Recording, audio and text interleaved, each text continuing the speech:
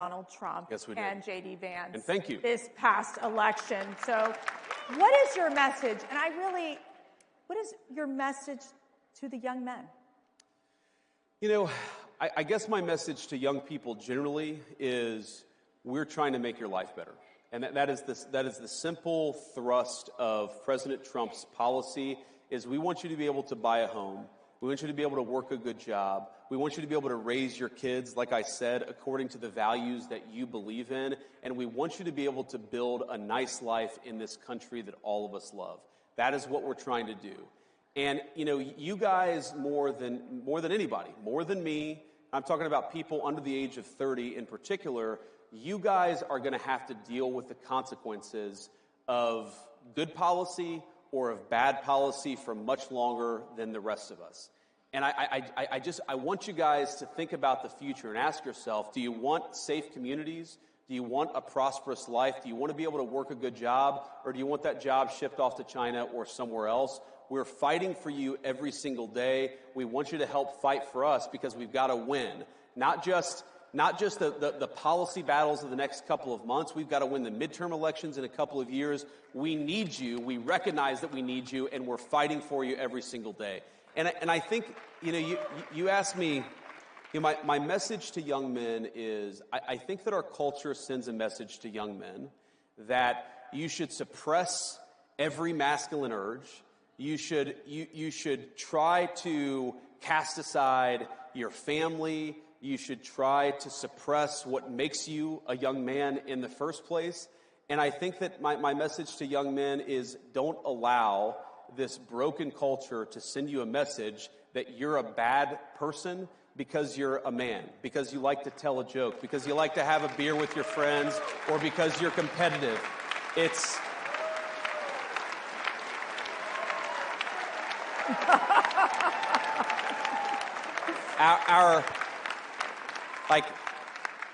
Our message, the cultural message, and I think the president's and mine is the exact opposite, but our cultural message is, I think that it wants to turn everybody, whether male or female, into androgynous idiots who think the same, talk the same, and act the same. We actually think God made male and female for a purpose, and we want you guys to thrive as young men and as young women, and we're going to help with our public policy to make it possible to do that. And by the way,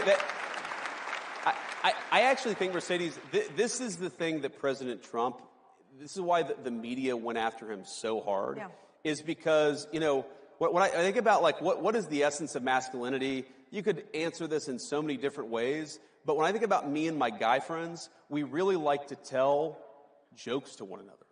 Like, we like to laugh. If you think of all the movies that were really popular... Are you saying you're pretty funny? I try to be. Okay, President Trump, who's funnier? Who's funnier? President Trump. All right, there you go. Let's be honest. There you go. He's got the best sense of humor of any American political figure. But I think this is why young men in particular are so... You know, they're so inspired by President Trump is because he doesn't allow the media to tell him he can't make a joke or he can't have an original thought. President Trump just says what's on his mind. That's a damn good thing, and it's a good example to set for young men in American culture. You know, I always tell my 5 daughters, I don't have any sons, but Matt and I, we have 5 beautiful daughters, and I always say, you know, the most important decision you'll ever make is who you marry. That's right. Always who you marry. And you made a very important decision in marrying Usha. I did. I married up. I married up. She is a beautiful second lady, and I want to know, what is the best advice Usha has given you? Well, one This is so fun. Okay. This is going to be very personal. One piece of advice she gave me like a week ago was, you should be nicer on social media. I don't know that I'll take that advice. Some advice is good. Some advice is, you know, can be good, but you don't have to always take it. You sound like my husband. The best advice Usha ever gave me, when it comes, I mean, she gave me so many good life advices or pieces of advice, but the best advice she gave me when it came to politics is don't let them filter you. And in politics, you know, you've got consultants, and you've got media professionals, you've got pollsters, you've got a lot of people who try to tell you what to say or how to behave or, what to do. And Usha just said, just be yourself, be authentic, go out there and say what's actually on your mind, maybe a little nicer from time to time. But I think that's the best advice that she gave me, and that's why we take our kids everywhere, and that's why I'm not afraid to make a joke on social media, even if it's sometimes a dad joke. I forgive me, all of you who don't like dad jokes, but you just got to be yourself. Yeah. And I think that's President Trump's superpower in American politics, and that's probably the best advice Usha ever gave me, at least on politics. Okay, last question. What inspires you every day? Well, one is my family, right?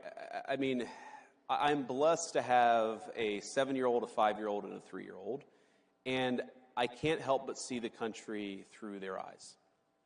And when we were on the campaign in particular, and we would take our kids with us, all of my kids, when we were about to land in some new place, they'd all rush to the window of the plane and they'd look out and they'd say, "Oh, Dad, this looks so cool." Like, the beauty of the Arizona cactuses and Arizona deserts. Or, we'd be in Texas for a fundraiser and they'd be like, "Oh my God, like, look at just all of that open space." Right? Or we'd be in North Carolina and say, "Oh, look how beautiful the Green Mountains," right? This idea of these beautiful green mountains of Appalachia, North Carolina. We love North Carolina.